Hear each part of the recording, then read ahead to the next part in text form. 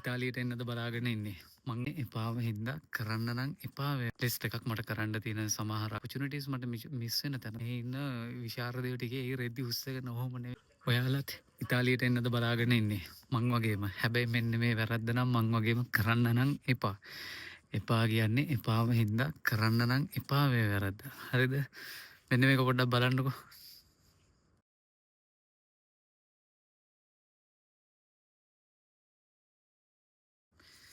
දැන් ඔයගලන්ට මොකද හිතෙන්නේ? මොකක් කියලාද මේ හිතන්නේ? ඔය තියෙන්නේ මට මෙහිදි පොඩි සර්ජරි එකක් කරන්න තියෙනවා. ඉතින් ඔය ඒකේ යන එක තැන්වලදී දුන්න මේ ටෙස්ට් එකක් මට කරන්න තියෙන සමහරක් ටෙස්ට් වගේක් ඒ ටෙස්ට් වලට ඉස්සලා කොහොමද සූදානම් වෙන්නේ ඔක්කොම. බලන්න මේක තියෙන්නේ ඉතාලි භාෂාවේ. හරිද? දැන් ඔයගොල්ලන් දන්නවා මම මොකද්ද කියන්න යන්නේ කියලා. මෙහි ගොඩාක් වැඩ කරන්න තියෙන ඉතාලි භාෂාවෙන්. ඒක නිසා මට ඉතාලි භාෂාව බෑ. ඒත් මට කට්ටිය ඉන්න නිසා මට ගොඩාක් දුරට වැඩ ටික කරගන්න ලේසි වෙනවා. හරිද? හැබැයි ඕගොල්ලන් මේ රටට වෙන කොහෙන් හරි ඇවිල්ලා එහෙම නැත්නම් ලංකාවේ ඉඳලා මෙහෙට හරි එන්න ඉන්න කෙනෙක් නම් දැම්මම සමහර අය මෙහෙ එන්න හිතුවත් දන්නේ නැහැ මෙහෙ කතා කරන්නේ ඉතාලි භාෂාව කියලා.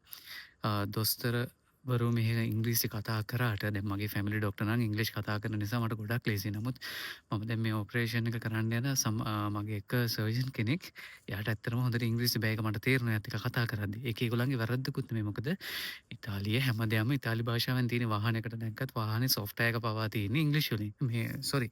ඉතාලි භාෂාවෙන්. ඉතින් ඒක නිසා ඒගොල්ලන්ට ඉංග්‍රීසි උවමනාවක් නැහැ. හැමදේම ඉතාලි භාෂාවෙන් තියෙන නිසා. ඉතින් ඕගොල්ලන් මෙහෙට එන්න හිතාගෙන ඉන්නවනම් මේ වැරද්ද කරන්න එපා. ඉතාලි භාෂාව ඉගෙන ගන්න මෙහෙ ඇවිල්ලා ඉගෙන ගන්න පන්ති තියෙනවා. නමුත් ඒවට යන්න ඉස්සෙල්ලා ඕගලන්ට ඔන්ලයින් එකේ YouTube එකේ DPO එඩියුකේෂන් එකේ තියෙනවා කෝස් එක පුළුවන් නම් කරන්න. ඒක ෆ්‍රී.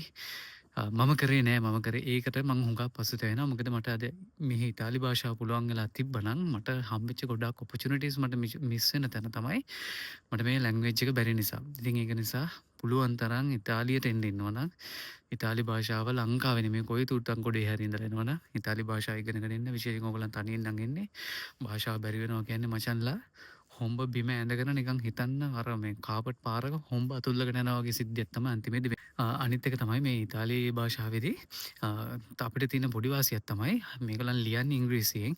හැබැයි අපි වචන දැනගෙන ඉන්න ඕනේ. සහ මේ ඉංග්‍රීසි හොඩියේ අකුරු කීපයක් ඒගොල්ලන් පාවිච්චි කරන්න යන්නේ නැහැ. මම ඒවා කියන්න යන්නේ නැහැ. මොකද ඊට පස්සේ ඔය අකුරක් හරි වැරදිලා ඕක ප්‍රොනවුන්ස් කරන විදිය වැරදුනොත් එimhe අම්බෝ මෙහි ඉන්න විශාරදයෝ ටිකේ ඒ රෙදි උස්සගෙන ඔහොම නෙවෙයි කියන්නේ කියලා. ඒක නිසා මම ඒවා කියන්න යන්නේ නැහැ. භාෂාව ඉගෙන ගන්න ඩුබායි වලට යනවා නම් ඉංග්‍රීසි ඉගෙන ගන්න මේ හැම දෙයක්ම කරන්න